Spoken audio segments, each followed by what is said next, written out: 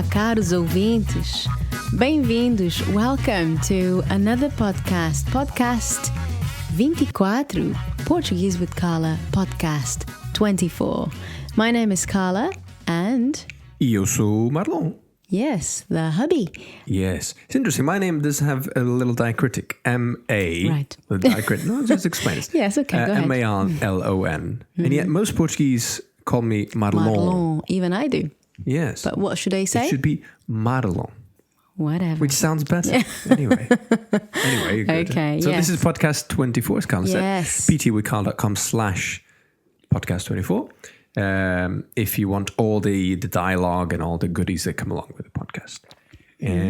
Good. So, Carla, do you want to introduce the guest today? Or Yes, because we have a special guest. And this is actually double special. Because this we've never had guest this before. is English. And like we mentioned before, this is my brother's girlfriend, Natalie. Hello. Yeah, Natalie has a bit of a husky. Yes, that's right. How you say it. Husky voice. Yeah, sounds rather sexy today. She's got, what is it? Laryngitis. Yeah, laryngitis. Yeah. And unfortunately for her, we chose today to do this podcast with her. But I'm sure she'll be fine. Well, so we hope. I'll give it a go. Yeah. Okay, so just to explain the scene, last week we were checking in, which we did. We're now on the plane, we're flying, mid-flight, and I get a bit peckish. Yeah. So this is going to be tricky because we only have the one microphone for both of you. That's so fine, just yeah. try I and don't get have as many close lines, to that so thing yeah. as possible. Yeah. But Natalie will play a stewardess. Is that right? Mm-hmm. So she'll sort Marlon out for some food. Yes. So, yeah. Should we just make a start? Yes, I will put some back. By the way, I recorded this background noise myself. I was on the plane with my... Yeah. Can't say I'm impressed because I can't hear it right now. But You will. Okay. Okay, so let me put the sound. Epá, estou cheio de fome. Se não tivesses sido forreta, estávamos agora a viajar com a TAP e tinhas comida de borla. Mas também não deve ser assim tão caro. Tens aí trocos? Por acaso até tenho. Deixa cá ver. Olha, tenho 3,5 €. Deve chegar.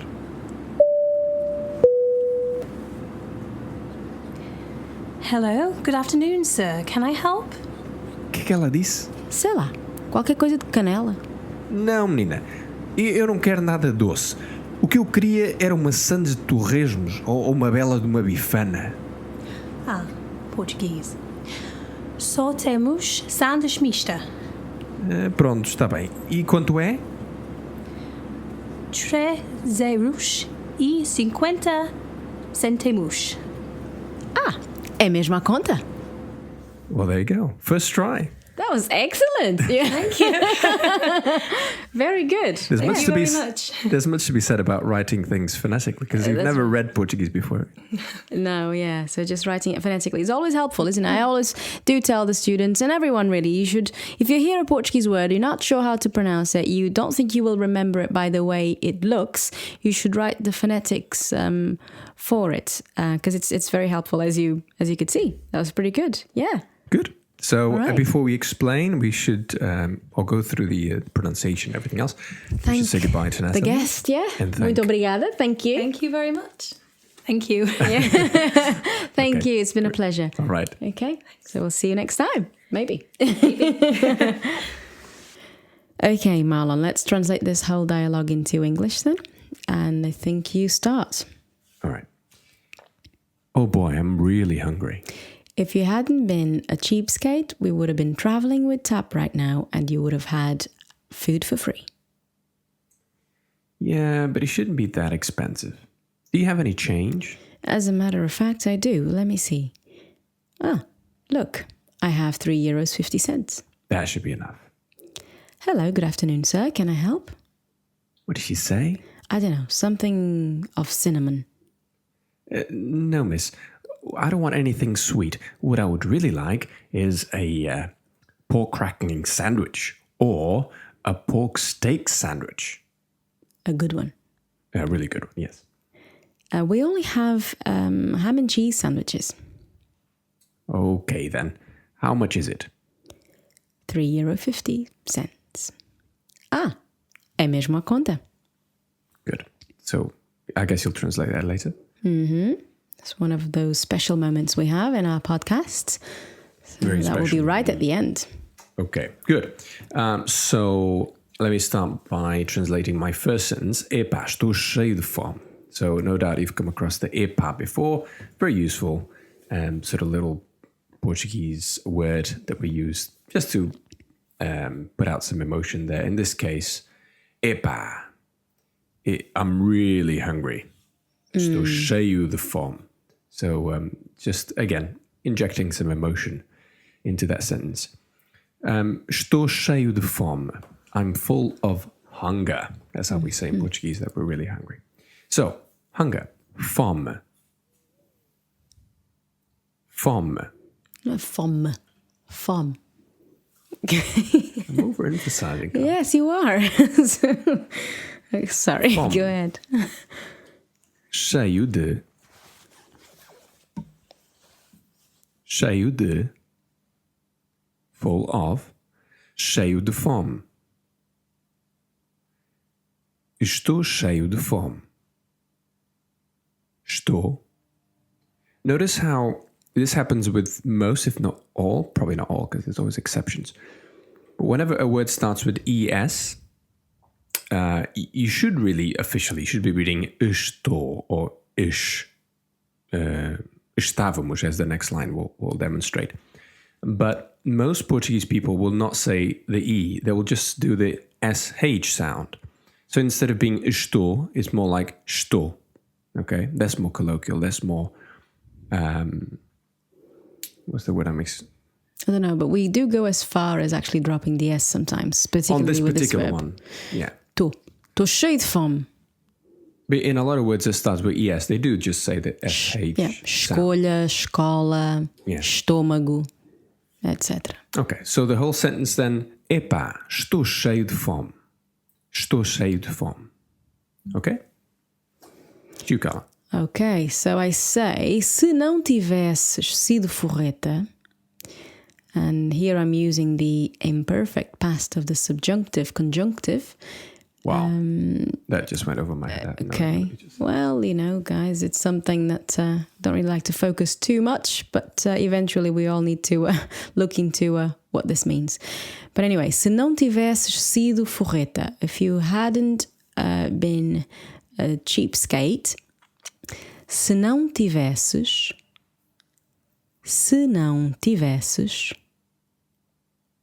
sido forreta. So sido is your verbo, or the verb ser in the past participle. Been. Se não tivesses sido forreta. And again, outra vez. Se não tivesses sido forreta. Forreta. Hard R. Don't be afraid of going hard on it, okay? With the back of your throat. Sometimes I know a lot of people say, oh, yeah, but that doesn't sound right. To us, it does. What doesn't sound right is if you say forreta, okay? So do go hard on it. Forreta, if you're able to. Se não tivesses sido forreta, estávamos agora a viajar com a TAP. We would be now traveling with a TAP. Estávamos is not actually conditional, would be. It's actually imperfect past. But oftentimes the Portuguese European use the imperfect past as an equivalent of the conditional. We do have a conditional, and that would have been estaríamos agora a viajar com a TAP. So they're both correct, but we do tend to use the imperfect past. Estávamos.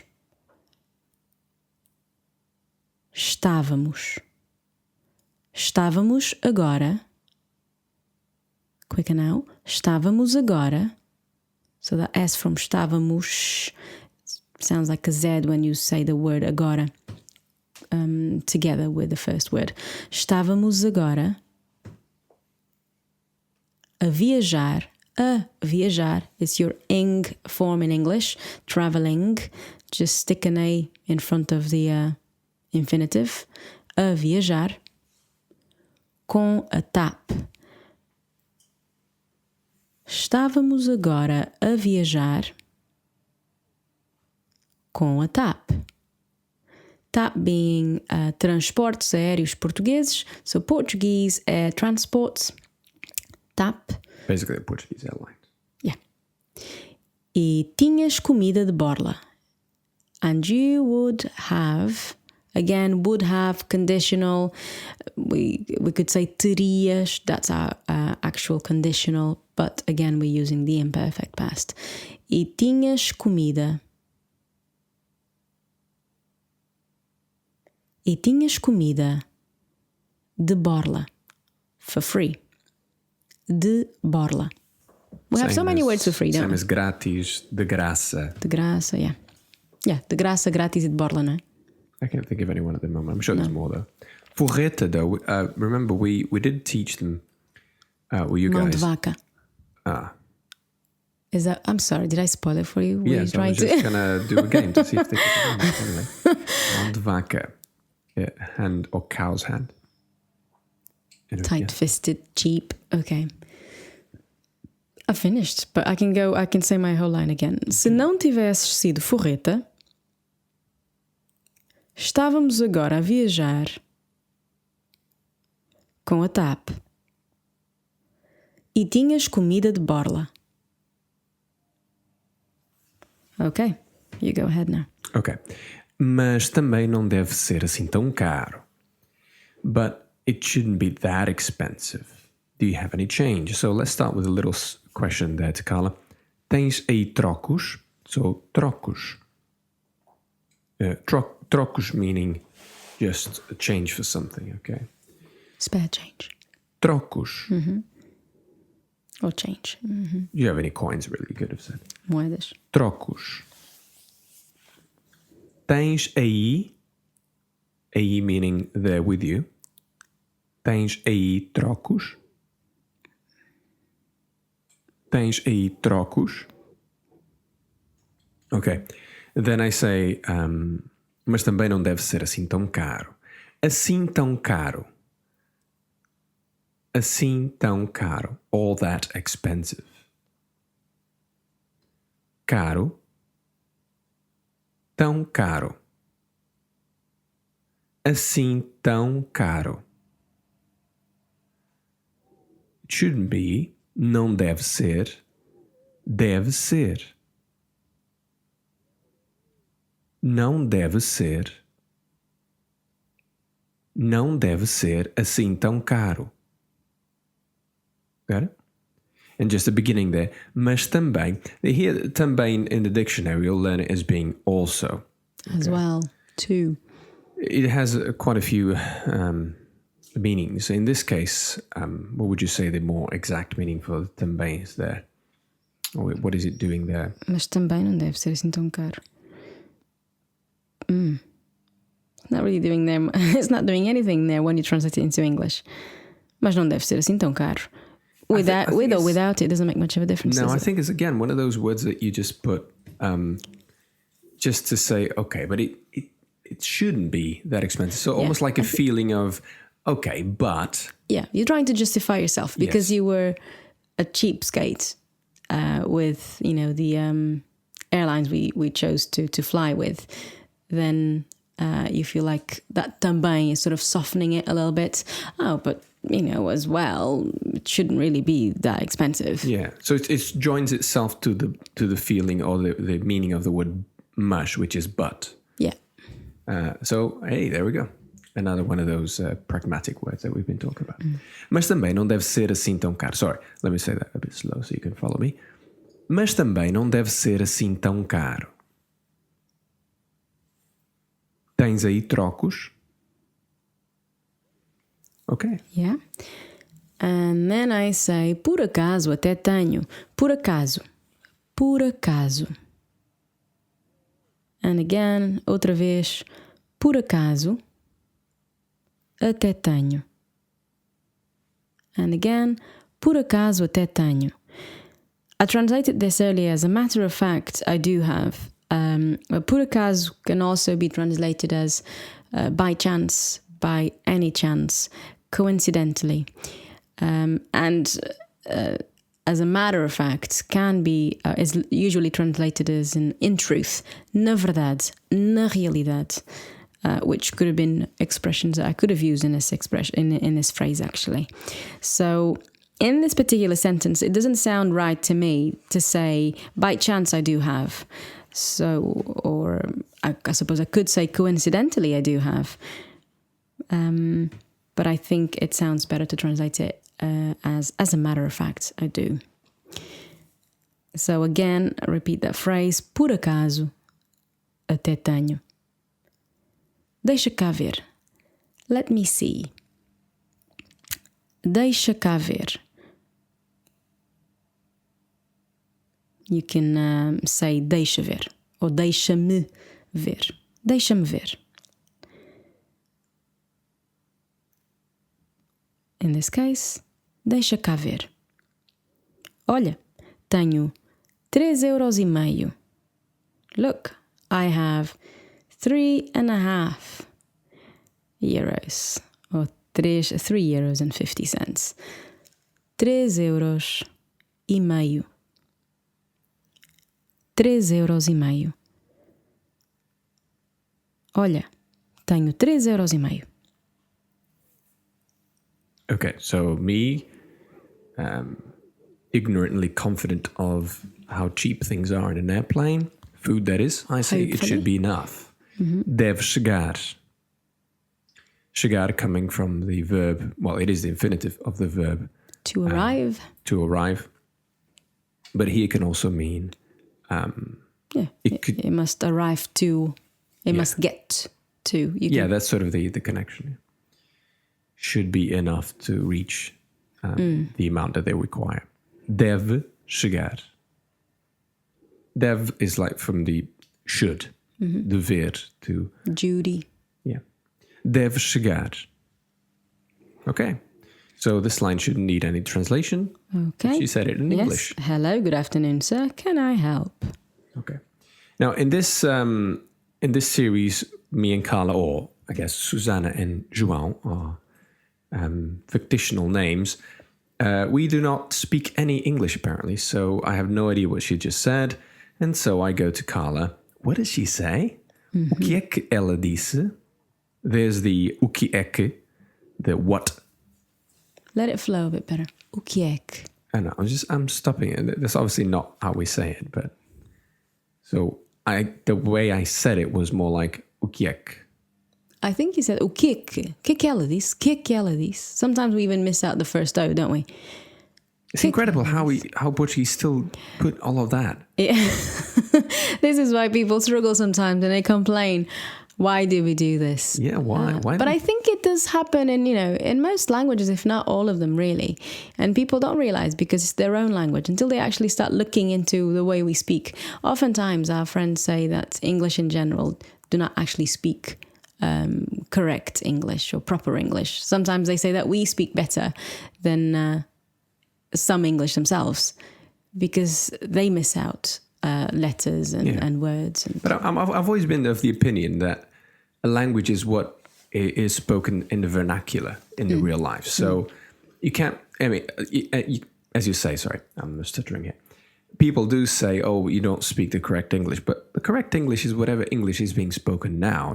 It's like the whom argument, the thy argument. It's no longer used, so it's no longer the correct English. But as you say, language does change. And normally, the evolution of languages that you see all around the world is you want to save yourself. You want to save your lips from saying more than what you need. And this is why I'm still surprised. We're getting lazy, I think. We're just getting lazier and lazier as time goes by. It's true with everything, don't you think? Anyway, this is another philosophical. Yes, another discussion. But anyway, it's still interesting that we say o que é que when we could have just say, I guess we do, o que é que. Just we write the old-fashioned way. O que é que.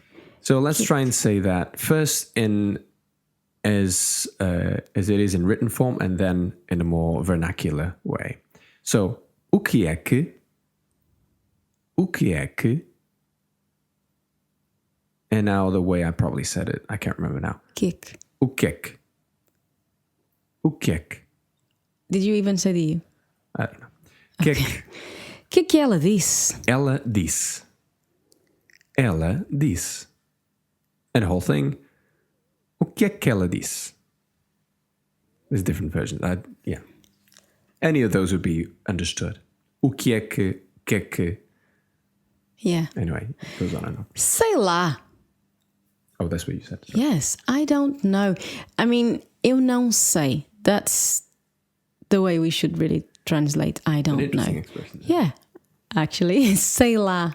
I know there. There where? Where I can't reach because I have Exactly, no maybe idea. That's the idea, yeah. I suppose. As we were writing these dialogues, well, actually, we wrote this last night while driving back home. We write this as if a conversation that we feel we would have. We don't try and sort of think too much about it. But when we actually be natural. analyze it, it's really interesting, the stuff that comes Yeah, out. that's right. Sei lá. Sei lá. Qualquer coisa, something, and qualquer coisa, I think it can also mean anything. No? Qualquer coisa, anything. Yeah. In this case, something. Qualquer coisa, qualquer. Notice how you have the QUA in the first part of the word, and then you have QUE. So QUA, you pronounce the U, but with QUE, you do not pronounce the U. And again, as any rule, you will have exceptions. But in this case, you say qual quer, which literally means which want. Qual quer. Well, if you were to split You into had two different separate words. yeah. Yeah. Qualquer coisa de canela. Something of canela, cinnamon. I guess we should explain why you said that. Yeah. Because the lady... Yeah, Can I help? Can I help? So if somebody doesn't speak any English, you might think She said canela. canela. Well, that's the closest word we could find, isn't it? We Yeah. tried to make a joke there. I don't know if it worked, but anyway. No. All right. Okay. So, sei lá. Qualquer coisa de canela. Okay, Marlon? Okay. So I say, não, menina, eu não quero nada doce. O que eu queria era uma sandes de torresmos ou uma bela de uma bifana. Now, this would be a hard one to translate if you're learning Portuguese, but we'll explain it to you. Não, menina.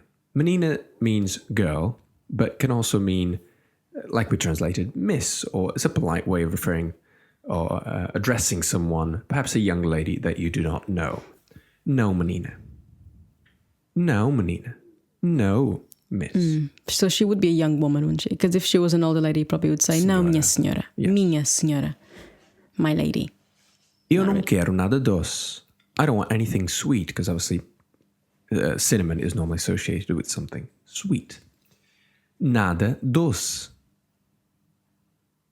Nada doce. Eu não quero. I do not want. Eu não quero. Eu não quero nada doce. And the whole sentence. Não, menina. Eu não quero nada doce. O que eu queria. They're using, Carla's just been referring to this, the imperfect past. Interesting, I didn't know that English has an imperfect past for some circumstances. Like, used to. I used to play football. Okay. Yes. Yeah? That's the imperfect past that sometimes is used.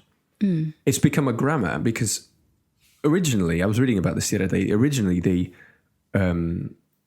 used to use it, used to, that would be something that somebody would do on a regular basis. In the past. Like a habit. He used to. But if you think about it, nobody would use it today as a, for example, when I was young, I used to love sweets. You would never say that. No. The The grammar is used to, right? Used to. Used to. The way you say it. Oh, is, the way you pronounce it. Used to. Even though you write it as used to, it became a grammar as in used to. Does that make any sense? Yeah. Okay. So that's the Just in imperfect pronunciation past. then. Yes. Yeah. Yeah. The imperfect past used to, but also another equivalent, or which would be the same as used to, is when you say was going, was doing. So you have the verb to be in the past, and you have the second verb in the ing form. Like your past continuous is, because it's something that you used to do continuously in the past. That's the equivalent of your imperfect past in Portuguese, which can also be said, like you just said, used to. Yeah. Does that make sense? Yeah. But it's interesting how I've never thought of English as having an imperfect past, but it is there, hidden away. People use it. They just don't know that they're using it. And again... Where did you read this? Or where did you listen? I was actually... what's his name? It's John McWhorter. Is a famous linguist, and he just... wrote a book recently called Words on the Move, all about when people speak of, for example, the use of the word literal. A lot of people complain that that's not the meaning of the word literal. When people say, I was literally dying.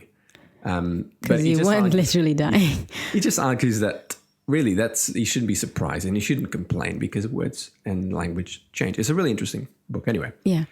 So he taught that used to is now imperfect past. Is that what? Yes. He went through the history of what used to... And he defined it as... Yeah. It became, even though in the earlier, it was used as a verb, over time... that verb became a piece of grammar. I can't explain it as well. Okay, so but it's like the future. When you do the formal future in Portuguese, will do, will sing, will whatever, then you have the used to sing, used to do, used to, and yes. Is that what it is? Yeah. So it's still quite simple or easy to do. Yeah, it is, yeah. In comparison. Okay. If you have no interest in linguistics, you have just wasted 3 minutes of your life. Sorry about anyway, that. Okay. O que eu queria era uma sandes de torresmos. Interesting, I love that word. Torresmos. Ou uma bela de uma bifana. Okay. At least one of these things you should memorize. O que eu queria era uma sandes de torresmos. Ou uma bela de uma bifana. So let's start by, from the end. Bifana. Bifana. Bifana is a pork steak, but often people refer to bifana as a pork steak sandwich. So the whole thing refers to the sandwich. Bifana, de uma bifana. Uma bela, a really good. Uma bela de uma bifana. It's an interesting way of putting it, but that's how I would say it. And that's how people would say it. Uma bela de uma bifana. A really good pork steak sandwich.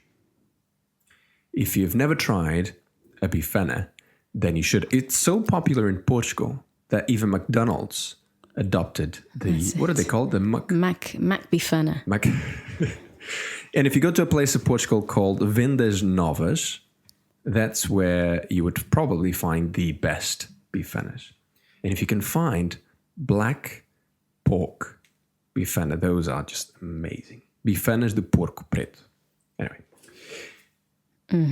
Uma bela de uma bifana. And before that, I speak of a sandes de torresmos. What is that? Torresmos is pork crackling. I know you probably won't think of that inside a piece of bread, but yes, they do that, and it's nice. Uma sandes de torresmos. Uma sandes de torresmos. Pork crackling. O que eu queria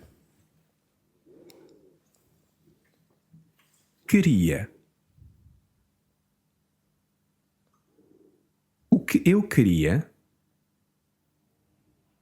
and now the fast way, o que eu queria, so let's make it a bit longer now, O que eu queria era uma sandes de torresmos. Ou uma bela de uma bifana.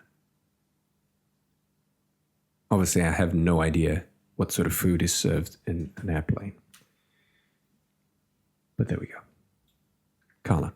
Okay. Or do you want me to do the next bit? Because it's her anyway. Where are we? No, I guess you go because my line Okay. is coming up Yeah. after that. Okay. So I just wanted to mention this duma. Uma bela duma bifana. It's a contraction, isn't it? Between d and uma of one pork steak sandwich. So sometimes you will see these two words not being contracted. You will say de uma, de and in a plural, de umas, de uns. There's a grammar reason behind it. And they do, we're not advised to contract it if the preposition de is referring to some verb. But in this case, there's no verb. It's referring to the actual noun, which is the sandwich, bifana. Probably didn't make any sense, but just so you know and you are aware that sometimes there's no contraction. But in this case, there was duma bifana.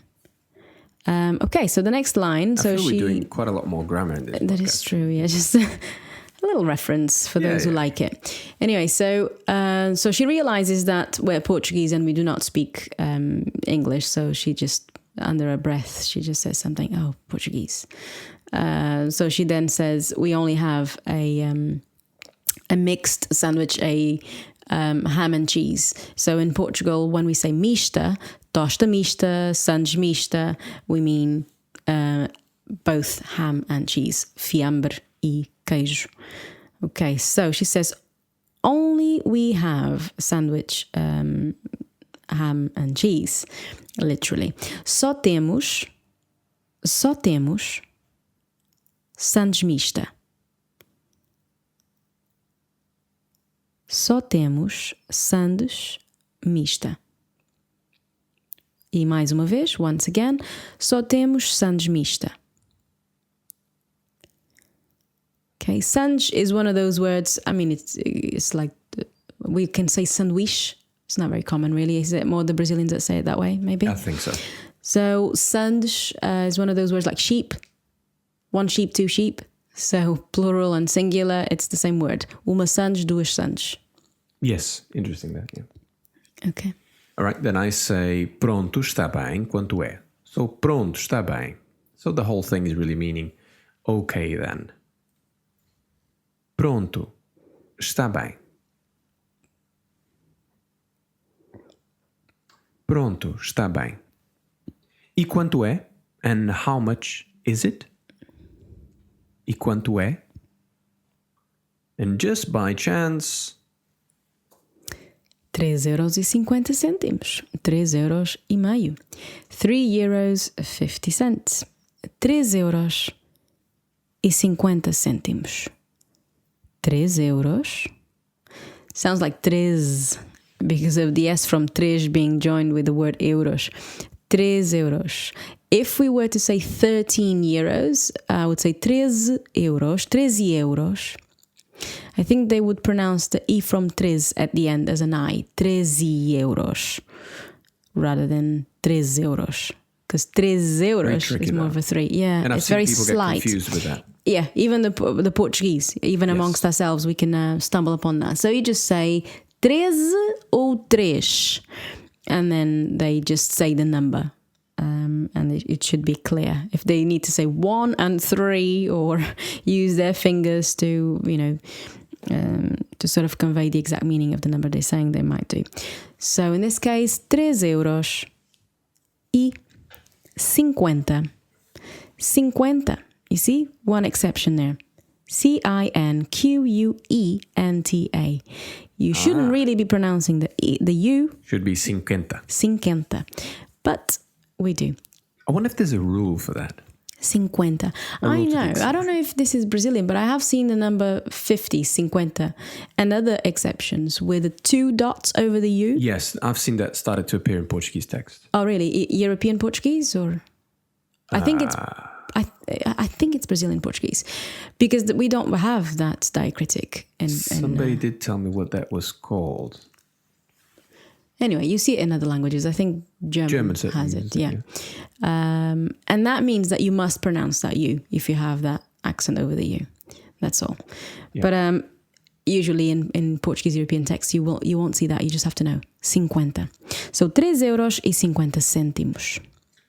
Good. And then, because it's exactly the amount, you use the expression, Carla, é mesmo a conta. That's right. So this is one of the not in a textbook words or idiomatic expressions. So let's go through it.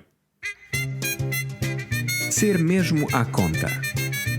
Literal meaning, to be really to the bill. The colloquial meaning, when something is exactly what is needed or just about enough to reach a particular goal or threshold. An equivalent expression in English, just enough or just right. Let's put it in context. Aquele buraco é mesmo a conta para lá passar o rato. Let me translate. That hole is just right for the mouse to go through.